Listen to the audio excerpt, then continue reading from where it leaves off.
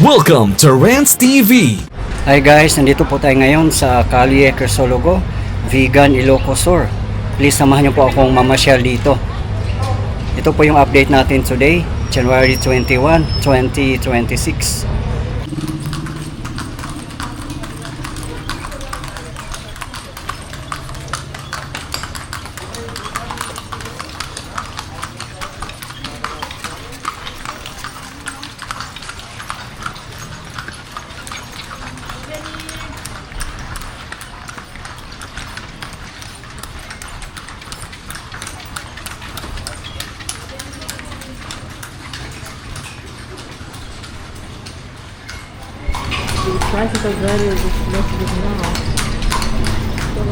Time check 1:45 PM local time.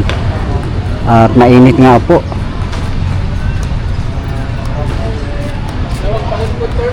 Yan, dito nyo mabibili ang mga souvenir items. Hindi pa ganun kadaming tao ngayon kasi mainit pa.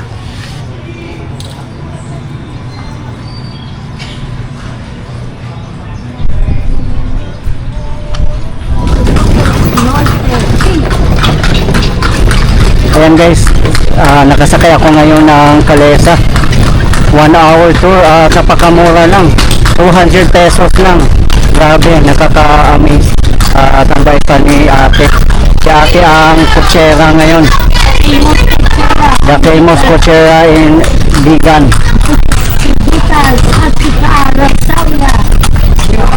Ayan, magpakilala muna kayo te, invite nyo yung mga turista.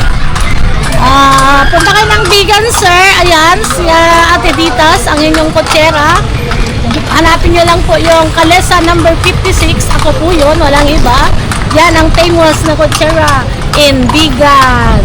Okay. Salamat po. Thank you ate. Siya yung queen of the Kalesa dito. Kutsera. Grabe, sobrang na-amaze ako sa ganda ng Vegan. First time ko pong makarating dito guys. Vegan Plaza Hotel, kung mamaya ng Vice Governor Wow. Ayan, ganda din oh. Ang aming simbahan ng St. Paul Cathedral. Napakagandang simbahan. Parang mahilahap ang mga hinanapit mo. Okay. Oh, nakita nyo guys habang nakasakay sa Kalesa at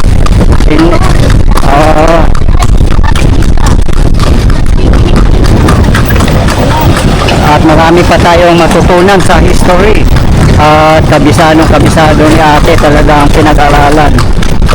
At ang ating bahay sa harapan, yan ay ang ating nasirang simbahan ng dahil sa lindol last October. Oh, bago na pala guys. So ayan no, under renovation. Ayan, sobrang daming mga Kalesa nakapark dito. Grabe, nakaka-amaze. Iba yung tanda mo? Yan, mga babae din oh, mga Kalesa. I mean mga babae din ang mga kutsero.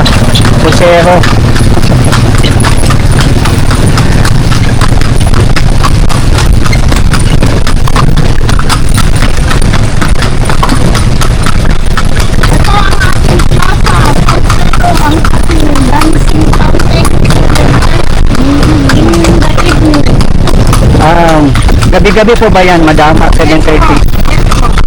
May dancing fountain pala dito, guys. Ayan. Ang inyong pasahero, makikinggan nyo siya Kaya nga, hindi na ako magsasalita, guys, kasi mas pabor to sa akin. Alam na alam ni ate. Kaya, salamat ate. Ayan, number 1.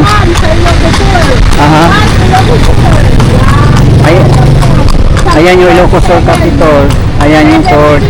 Wonders of the world. Kasali kami, ayun ang plano ng UNESCO World Heritage. Yes. Number 7 po kami. Yeah, buong Vegan. Yes. 7 cities, wonders of the world. Wow, congratulations, Vegan Ilocos Sur. Ito naman sa harapan, sir, yung ang ating national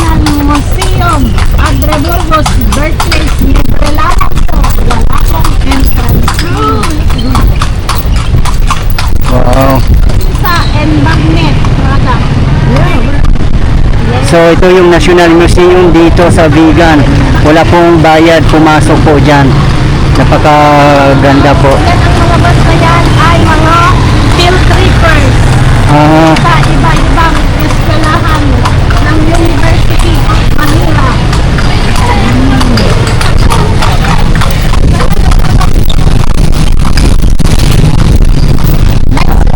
Ang ating pagawaan ng magnet at saka longganisa naman. Ano doon? ayan. So si ate na lang po ang magsasalita guys kasi ano, kabisado po ni ate. 7-Eleven! Famous! Napakaganda! Napakaganda! Ah, diyan kami bumibilit eh. Diyan na kami naka-stay dyan sa may Casa Marita. Aka sa Manila. Yes. Doon tayo ngayon sa ating bagnet and longganisa product. Pwede tayong tumikim ng mga naluto nila longganisa. Bakit pupunta tayo? Bibili kayo? Hindi naman. Ayan, dito kami nagstay guys sa Casa Marita. Dito tayo sa Calle Burgos ngayon.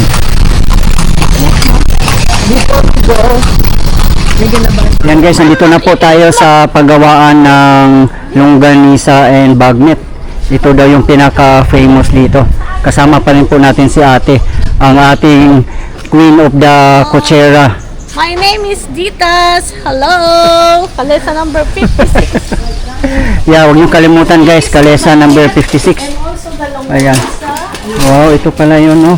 Ayan ang ating longganisa and bagnet. Lumaking bagay tanding. Dancer. Ayan. Magkano kilo po ng bagnet, mga boss? Ayan ang mga price, sir. 560, 1 kilo. Tapos, ang ating longganisa ay 140 and large 160.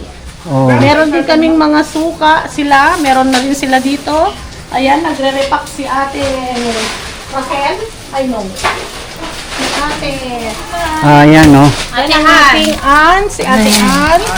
Yan, nagre-repack. 140 lang ang kilo ng longganisa. Yes. So, paano pala yun kung magta-travel ng malayo? 1 week travel yan, sir, kasi bagong gawa. Hindi po masisira yan. Eh, kahit walang, ano, walang Kahit fridge. hindi nyo po ilagay sa freezer. Di ba, Ann? Okay. Di ba, siyempre, pauwi kami, magbabas lang kami. So, ibig sabihin, safe siya, hindi siya masisira. No po, kahit papuntang Manila. Po, kahit puntahan nyo po ako dito na nakakalesa, sabihin nyo lang. Hindi Ah. po masisira yan kasi 1 week travel. Pero pwede nyo namang i-reserve. Pag nakita nyo ako bukas, kung check out na kayo, pwede nyo lang kunin.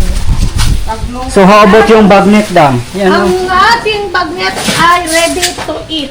Pwede na tayong tumikim. So, mga pang-ilang, ano ba to, pang-araw? Pag naka-freezer, sir, ay 8 months. Pag Ah. nakalagay sa Labas lang. sa labas lang na hindi dry lang, good for 1 month. Madam Tony! Ah, wow. Bayadang detas? Dito na po tayo sa RG Jar Factory. Ito yung pinaka-famous ang paggagawa ng mga pots. Mga clay pots, madam, no? Yes, sir.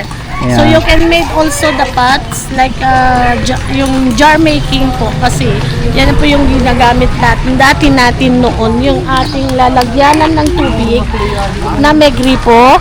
Yan po. Malamig pa rin siya kahit hindi pa siya mainit ang panahon. Pag linagay niyo na po siya doon sa loob ay malamig pa rin po ang tubig. So nandiyan po si Kuya, yung ating hi ma'am, the owner of the RG Jar Ganda. Factory. One of the leading owners. Yes, no. Your own.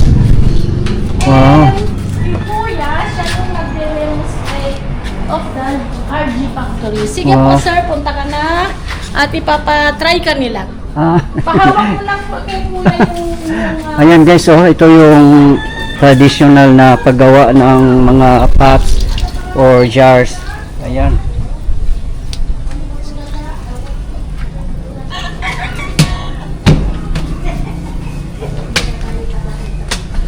Grabe, ang dami, oh.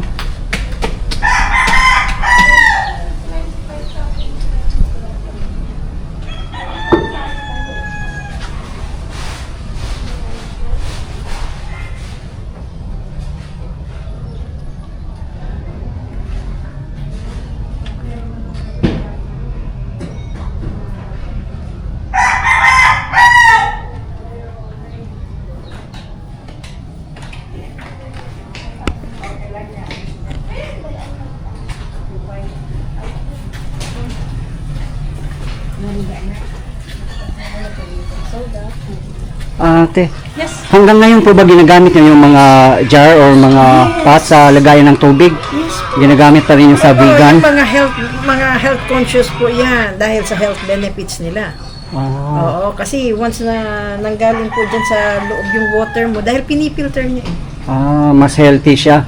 At malamig, no? Di ba, Oo, no? kasi kung titignan mo sir, yung loob niya after sometime siguro 8 months to 1 year namumuti, yung gayon sa pinagpapakuluan nyo ng tubig. Eh hindi mo naman pinakuluan yan. Oo. From your water lang malalagay mo dyan, yung mga from your tap water, ilalagay mo lang dyan. Ah, Bakit mamumuti ng ganun? maganda, no? Nafi-filter niya at mas healthy pa. At saka yan ang natural fermentation pag nagpe-ferment ka ng mga vinegar, mga local wines, yan ang ginagamit. Wow. Natural. Natural. Hindi plastic. Kasi ngayon po, di ba, mga plastic ginagamit? Yes, correct. Mga chemical niyan. Contents ng mga plastics natin. Ayan guys, lipat na lang tayo sa mga jar na ganito, no? Mas healthy pa. Saka gamit na yan, hindi pa nai-invento yung refrigerator, sir. Gamit na natin mga banga, lagayan ng tubig sa paggawa ng wine. Pagbuburo ng karne. Sige po, visit lang po kayo dito sa RJ Jar Factory habang nandito pa po kami. Of course. Forever po kayo nandito. Ayan. We can never Tell. tell, sir, sa future. Pero Yeah. just hoping na we can still continue the legacy. Yes, okay. So, thank you so much, ma'am. Yeah. Bye-bye. Okay, sir, Yeah. friends. Thank you for visiting us. Yeah, welcome po. Bye-bye. Okay po, bye-bye. Guys, visit us.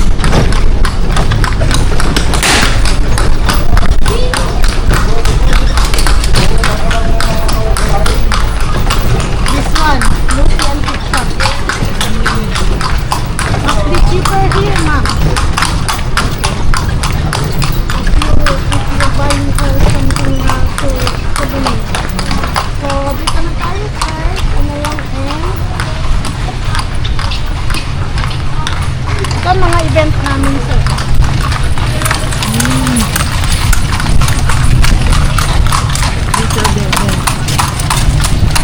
Ayun pala, sir, may mga Guys, please abangan nyo pa po ang iba ko pang mga updates dito sa aking vegan tour. Ang dami pa po nating pupuntahan. Ang dami po nilang may offer dito para sa mga namamasyal dito. Okay guys, ito po yung latest update natin ngayon dito sa Vegan Ilocos Sur. As of today, January 21, 2026. Maraming salamat po sa patuloy yung suporta at panonood ng aking mga videos. I really appreciate po. At hindi po ako magsasawang i-update kayo, lalong-lalo na po sa mga government infrastructures. Mabuhay ang Pilipinas. Okay guys, thank you for watching and keep safe everyone.